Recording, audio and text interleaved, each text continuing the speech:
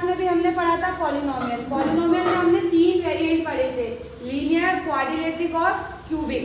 तब मैंने आपसे कहा था कि क्वाड्रिलेटरिक आपका पूरा चैप्टर आएगा क्लास 10th में, ठीक है, वही आपका चैप्टर है। जब हम इसे आम नॉर्मल लैंग्वेज में पढ़ते हैं तो हम इसे क्वाड्रिलेटरिक का मतलब क्या समझते हैं, जिसकी पावर 2 हो। पावर मतलब जिसकी मतलब इक्वेशन की, any equation having power 2 that is quadrilateric equation, यही होता है, ठीक है।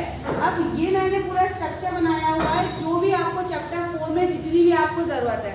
सबसे पहले तो दी हुई है इसकी क्या डेफिनेशन, क्या दी हुई है, the quadrilateric equation is a polynomial equation in a single variable with degree 2, ठीक है। वेरिएबल कैसे होते हैं इसमें, सिंगल, पूरी इक्वेशन में एक ही वेरिएबल होता है, जैसे कि for example 2x² plus 1x plus 1, ये 1 तो आपका अंडरस्टूड होता है, ठीक है।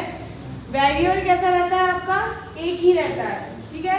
वेरिएबल मतलब क्या होते हैं आपके अल्फाबेट। वेरिएबल आपका एक ही रहता है, पावर कितनी होती है, 2 होती है, उसको हम क्या बोलते हैं, क्वाड्रिलेटरिक इक्वेशन। डेफिनेशन क्या रहेगी आपकी, the quadrilateric equation is a polynomial equation in a single variable with degree 2, ठीक है।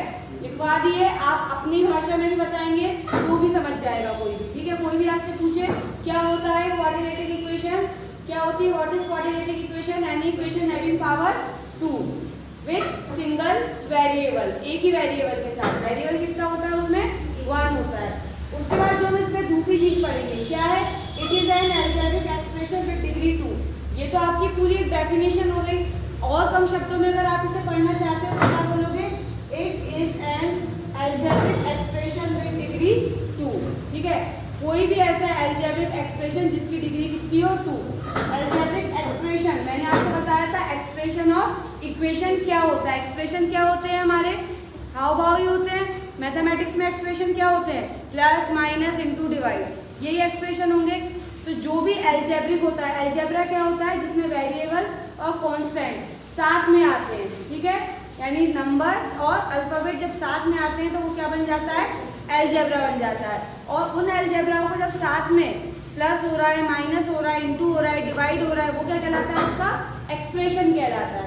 तो हम क्या बोलेंगे, it is an algebraic expression with degree 2, ये भी बोल सकते हैं। या एवरी क्वाड्रिलेटरिक इक्वेशन हैज 2 सॉल्व, और क्या होते हैं इसके, जितनी भी क्वाड्रिलेटरिक इक्वेशन होते हैं उसके सॉल्यूशन भी कितने होंगे, 2। ऐसे ही जितनी पावर होती है सॉल्यूशन हमारे उसके उतने ही निकालते हैं, ठीक है। तो कितने सॉल्यूशन होंगे इसके, 2 होंगे। यानी कोई भी आपसे पूछे क्वाड्रिलेटर क्या होते हैं तो आपको 2 चीज बोलनी है। पहला, इसके सिंगल वेरिएबल होता है और डिग्री कितनी होती है, 2 होती है। और क्या होता है, अलजेब्रिक एक्सप्रेशन विद डिग्री 2, या फिर क्या बोल सकते हो हम, इट हैज 2 सॉल्यूशंस। इसके सॉल्यूशन कितने निकलते हैं, 2 वैल्यूज निकलती हैं, ठीक है। जीरोस कितने आते हैं इसके, 2। अब हम इससे समझेंगे कि standard form of quadrilateric equation. Standard form कैसा होता है, मतलब इसको फॉर एग्जांपल किस तरह से हम लिख सकते हैं। जैसे मैंने आपको बताया अलजेब्रिक एक्सप्रेशन, जैसे ये 2 केवल क्या कहलाएगा, नंबर, ये x क्या कहलाएगा, अल्फाबेट। अगर हम इसको लिख दें 2x साथ में तो क्या कहलाएगा, अलजेब्रा कहलाएगा, ठीक है।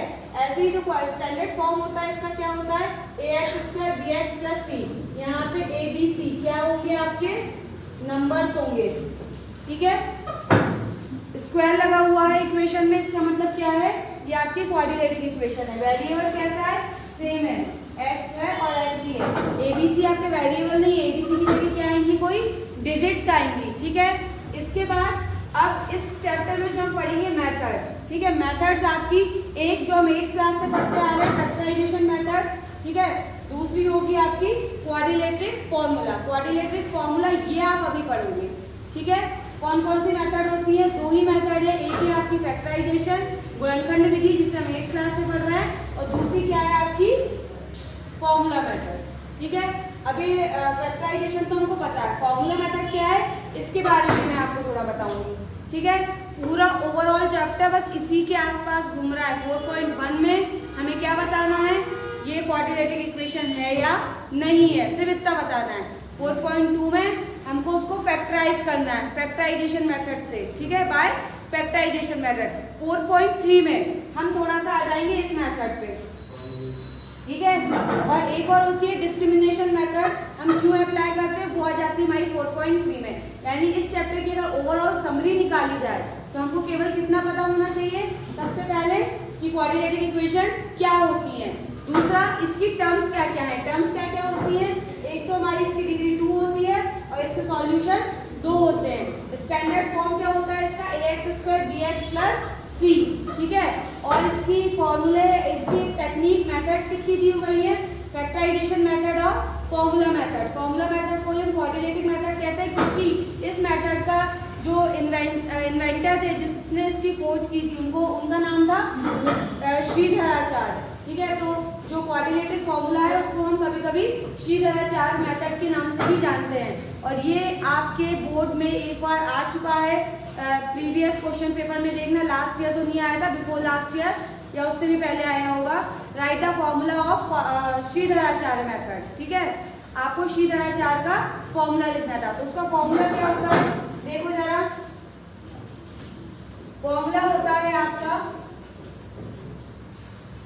-b ± रूट में b² - 4ac/2a, ये होता है हमारा फॉर्मूला।